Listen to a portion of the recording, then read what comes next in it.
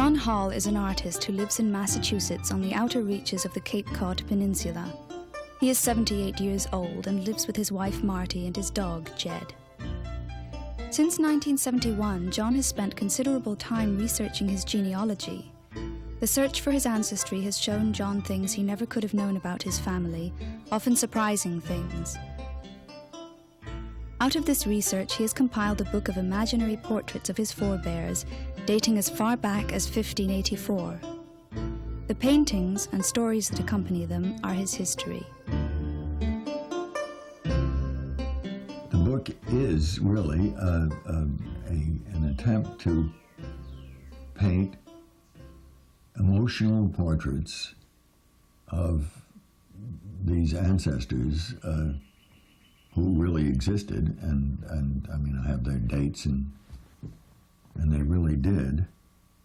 And from what I was able to learn of them, I wanted to paint sort of emotional portraits, not particularly, I mean, I certainly didn't want to copy old paintings or when they were available of photographs. That was not the idea. I mean, it was solely to paint what I felt about them. And by the time I started to do this, I really began to identify with a lot of them. James Hill was born in New Barbados Township, New Jersey, 1769. He came from an unusually poor family. His father's possessions were listed as 1/4 acre house lot and 1 horned cattle. Somehow James managed to become a cooper in New York City. At the age of 23, he married Sarah Campbell, a girl from a bourgeois family. Sarah was an excitable woman who clearly had more brains than James and dominated their relationship. They lived in New York City for 13 years before Sarah finally had her way and moved them back to New Jersey, where she knew everyone. Curtis Hitchcock was a pampered only child who never learned how to deal with his mother or his father. He was blessed by one thing, his choice of a wife, Agnes Hall. Agnes was a woman of great vitality with a practical nature. Curtis had been given an iron foundry by his father, but he realized that his wife's business sense was sharper than his own and encouraged her to help him at work. This would have been unheard of if Agnes had been of English descent, but for a Dutch woman it was not unusual. A year after Curtis died, Agnes had raised the foundry's value to $40,000, a considerable sum in 1838. I have this, rather typical, I think, American middle-class family, and they come from England, Scotland, Ireland, France, Holland, Switzerland, Germany. A mongrel, total mongrel. Not quite WASP, because there's a Catholic back there from Ireland. Cornelius Hughes was born in Caledon, Ireland, about 1724, and died in Armagh, Ireland, in 1805. He was an ambitious and wealthy man who made his way by selling spirits and provisions. At the age of 48, he married Sarah O'Hanlon. Sarah came from a fierce family who had once been part of the ruling class of Armagh. She had a hot temper and probably felt that marrying Cornelius was beneath her class. Their son was my grandfather, John Hughes. He was a land surveyor with a strong taste for alcohol, undoubtedly acquired from his father. John was deeply involved with the Irish uprising of 1798 and escaped to America with an English saber wound on his neck. Settling in Elmira, New York, John married and fathered 12 children. The long obituary in the Elmira newspaper read, "He could charm the birds out of the trees." John's wife was Anna Conkle, who brought him an even disposition and a considerable fortune, the last of which John spent a year before she died. It was a game, a nice detective game of, you find out these things, and they weren't, as many people told me, that it was just blank, that you got names and dates and that's all you got. But that's not true. usually there's some little story or some little situation that is reported somewhere along the line. Tabitha Dunham was the wife of a troubled doctor whom she had married when she was 16 years old. They lived in the frontier wilderness of New York, then called the Saratoga Patent. Her husband was Fidelio Buckingham Gillette, who from the very beginning seemed to have, again, these are things that you see between the lines, that he got into trouble, and whether from taking laudanum or alcohol or from just being an unstable soul, we don't know. But he finally went bankrupt, and they took his horse and his medical instruments, and for about 6 months he tried to go and visit his patients on foot, but on one of those expeditions he simply hanged himself.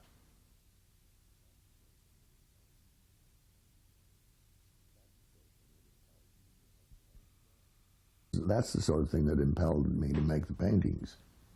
A glimmer of what I thought these people were really like, and I suppose on a very superficial basis, but they were very vivid to me when I discovered out of the dust heap of the past some little incident like that,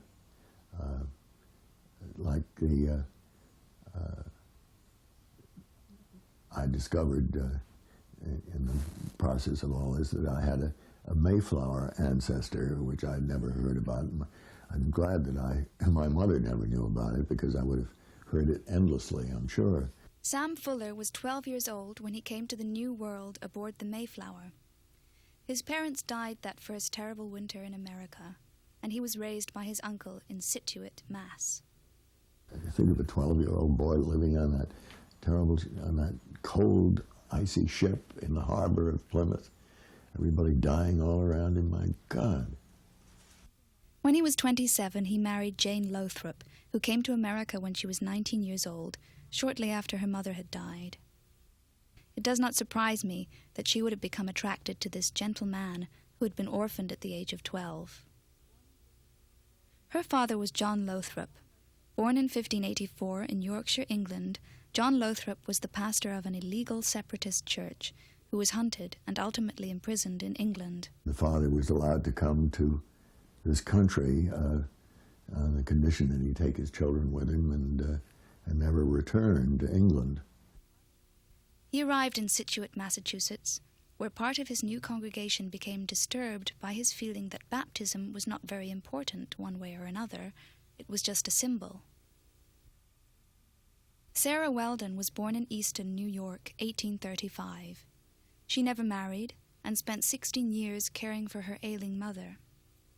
When her mother died, Sarah was taken to a nursing home where she spent the last 30 years of her life quite mad.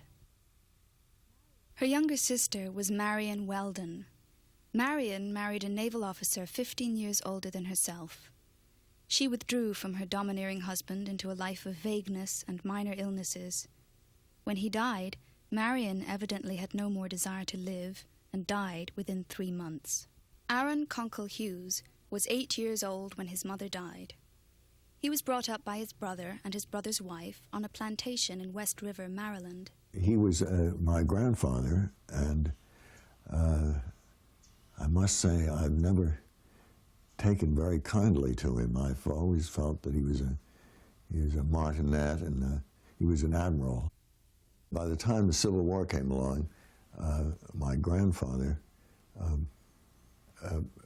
had a commission in the United States Navy, and he felt that was, there was no arguing with that. That was his clear duty, despite the fact that his foster parents, his brother and foster father, was a rabid Confederate sympathizer who tried to get him to become a Confederate officer. So they never spoke again for the rest of their lives. The reason I had the two portraits is I did this early one, the first one, and he looked so unpleasant that I thought, oh dear, he must have, maybe he was nicer than that. And so one day when the sun was shining, I did another one on a and I think I say in there that it's a gentler, sadder day. The Admiral's daughter was Helen Hughes, my mother. She began running the household when she was 14, looking after her parents until they died. When she was 31, Helen went to live with her brother in Paris for 4 years. On her return trip, she met a rich widower with 4 rather large children. She married the man and 2 years later bore a son of whom she was inordinately proud. When her husband died, he left her a shockingly small estate, but she managed to double it on the stock market in the remaining 7 years of her life. This is my mother's brother, an opera singer who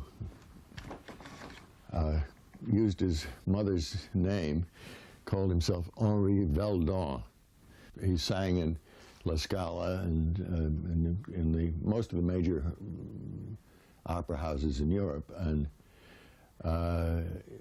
occasionally in the Chicago Opera House, but never was invited to the Metropolitan, one of his great sadnesses. He was a plump, fat man, sang basso profondo, but he had a sense of humor. And you think you inherited some of your vocal characteristics, maybe? Certainly not my ability to carry a tune, I'm sorry to say. I didn't get along very well with my own parents, and they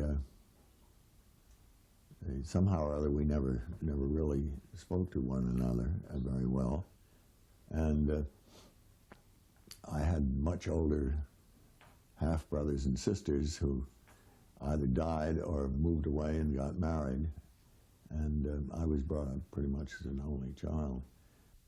This is a family portrait of William Henry Hall and his motherless children from 1875.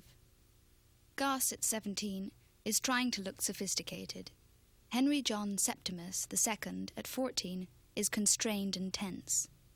Martha, 12, is trying to manipulate her father in some fashion, and Bill and Agnes are simply young, pretty, and inhibited. This is not really in the book, that one over on the end. Shall I get it? Sure. But this is in,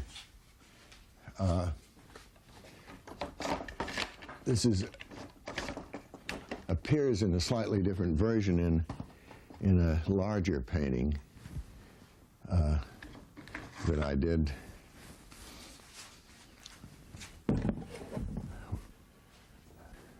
It's me on the back of the bicycle, and my half-sister Alice riding, or in this case probably leaning on her one foot on the ground and just pretending. I rather like the painting. This family portrait circa 1915 is from the rented summer house in East Hampton, New York. The 2 boys are Stuart and Harry. Alice is riding her bicycle with her 2-year-old half-brother on the back. Julia watches gloomily with the dog Jazz. Nanny is waving. She is a no-nonsense Englishwoman who conveys harmony wherever she goes. The harmony vanishes as soon as she leaves the room. My parents seemed to be in mourning a great deal of the time. There were always people where somebody was always dying, and in those days, mourning was very, very much expected of people, I think. And anyway, my parents did it, and I made this painting of them in mourning as usual, on either side of what I call the family tree. The title of the painting is Family Tree. And if you look, it appears as though they were hanging from the tree. The nooses don't show, but I'm afraid that it's somehow or other that was an unspoken part of the painting, and the redeeming factor of the painting, of course, is the cardinal bird up in the corner.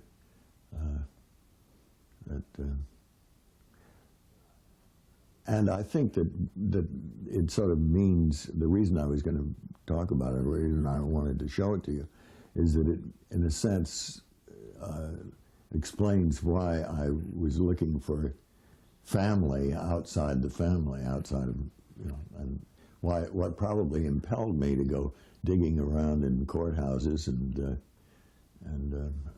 libraries and looking for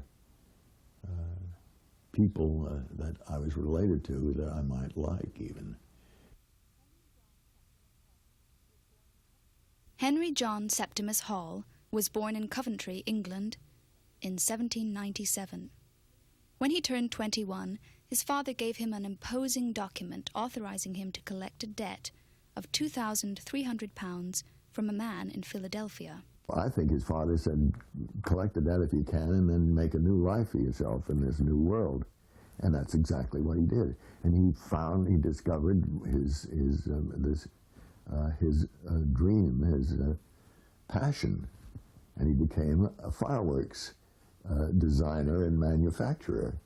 By 1838, the New York newspapers were referring to H.J.S. Hall as a great artist for the fireworks he displayed in the city's largest beer gardens. He called himself a pyrotechnist. He never made much money, but succeeded in raising 4 children. Later in life, he met with an accident that damaged his eyes. From then on, he always wore a green eye shade to protect himself from glare. He grew older, and his eyesight got worse, until he became virtually blind. He had to give up fireworks. Then he aged rapidly, almost beyond recognition. Benaiah Dunham was the youngest of 9 children. His parents had arrived at the Plymouth colony during its first year. There's some scandal, something written between the lines of Benaiah's records, but it is impossible to document. He was this one that I could never put my finger on, who was always in some sort of trouble, and you felt that he was asked to leave Plymouth in some way, but he married very young, fortunately a rich woman, the daughter of a rich man. At age 20, he married 18-year-old Elizabeth Tilson. She was a survivor who fell impetuously in love with Benaiah. They moved from Plymouth to Piscataway, New Jersey, where Benaiah bought 100 fertile acres of land with Elizabeth's money. They had 7 children, 4 of whom died. When Benaiah died, their only son Edmund took over the household. Like his father, Edmund married at the age of 20. He was a devout churchgoer who once chided his brother-in-law for bringing in the hay on a Sunday. The brother responded that Sunday was not the Sabbath, but that Saturday was. This remark so shook Edmund's beliefs that he went off to Rhode Island and became a Seventh-day Baptist minister. He returned to Piscataway in 1705 to found his own church. And I think that he is, I hope, was a very serious son of a ne'er-do-well, very earnest. I like Edmund's painting very much. He was the son of the man who had gone to Rhode Island and become a Seventh-day Baptist, Edmund. And when he died, there's a very nice memorial put on his tombstone. Angels may speak him, ah, not we, whose worth his congregation see. It's a funny little thing. He lived at ripe old age, most of them did. in that family. Did you see his tombstone? Yes, I did. It's in Piscataway, New Jersey. Jabez Weldon Jr. was 24 years old when he moved to the unsettled area of the Saratoga Patent in New York State. He was a farmer, but his heart lay elsewhere. He liked to work on the farm, but he didn't really want to be a farmer. He didn't want to run it. He left that up to his wife and the hired men, 2 hired men. And he read a lot of poetry in Greek and Latin, which he had taught himself. There is a story that when Jabez took his son Darius to enroll at Yale College, he spent all of the tuition and board money that his wife Eunice had given him on a Duncan Fife sewing table. He then gave the table to her. True or not, the sewing table was passed down to me. David Desmarais marks the beginning of a long line of French blood in my family. In 1642, David fled France with his parents during the persecution of the Huguenots. He was 22 at the time and spent the next 36 years on the move. First an island off Holland to Amsterdam, then to Staten Island, and finally to New York City, then called New Amsterdam. In his will, there was an interesting bequest of 100 acres for my maid, Anna Kronk.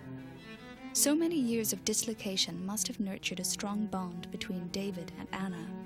The name Kronk means sick in Dutch, but I'm sure that she wasn't. David's son Samuel settled in Kindermack, New Jersey, with a group of French Protestant farmers nestled in the rich farmland between the Hudson and Hackensack rivers. These settlers had become so Dutchified during their stays in Amsterdam, New Amsterdam, and New Harlem that they continued to carry on in Dutch tradition. Samuel was married in a Dutch ceremony, spoke Dutch and French at home, and had all 11 of his children baptized in Dutch churches. Well, it's extraordinary that Because they weren't Dutch. No, they were certainly not. They were French Huguenots, and French don't give up French very easily anyway, and they never have. Except these Dutch were so powerful that it was extraordinary. Immediately took over. David de Marest was born in Kindermack, but broke with the family tradition of farming to become a New York businessman, though he continued to bring all his children back to Skralenburg, New Jersey, to be baptized in a Dutch church. At 24, he married a young girl from Brooklyn, Mattie de Bon. She was a vivacious girl and the daughter of rich parents. She was only 15 when she married him. And here they are together.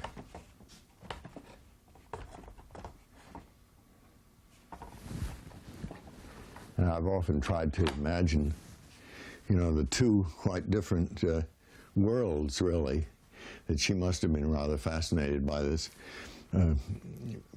man with his sort of French manners. He still spoke French, of course.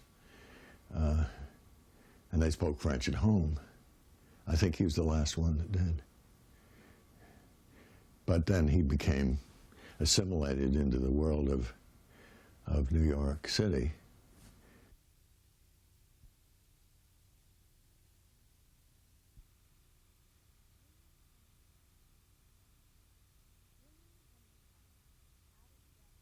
William Henry Hall added zest and imagination to the business of money-making. Known to me as Foxy Grandpa, William made his fortune in the wholesale drug and patent business. He died on one of his rare vacations and was buried with a 50-foot obelisk marking his tomb. A few years later, a man he despised built an ornate mausoleum across the cemetery street, obscuring his obelisk. William's wife was Martha Melissa Hitchcock, who was able to stand up remarkably well to her formidable husband. So she was never really buffaloed by the old boy, and she always called him Cousin William. Now, he was indeed her first cousin. It was something that I've always thought as a perfect excuse for all the unfortunate incidents that have happened since. Their eldest son was named Augustus Hitchcock Hall, born in New York City in 1859. He was interested primarily in women in precious jewels. He liked jewelry, and the family was horrified to find him referred to as Diamond Gus by Town Topics at one time. He, when he died at a reasonable age, they discovered because of 2 lawsuits that he had 2 common law wives unknown to each other, with whom he had been discreetly living for 20 years.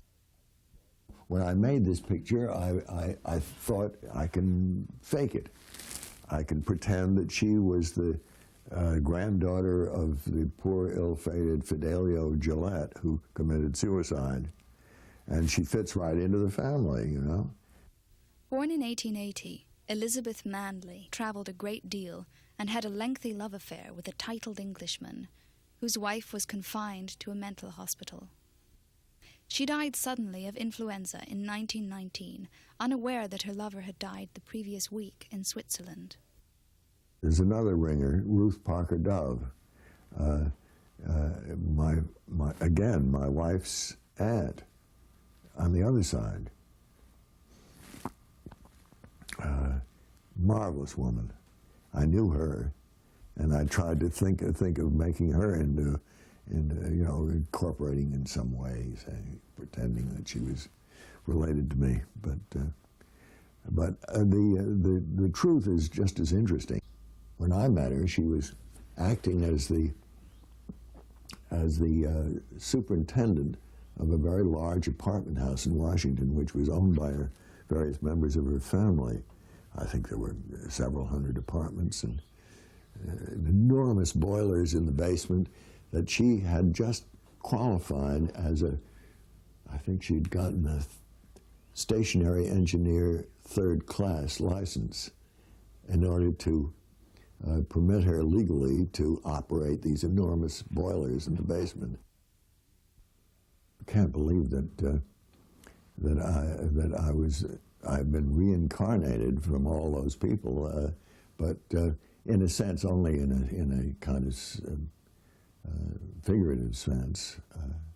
And again, I think only somebody who led a rather lonely childhood would be eager to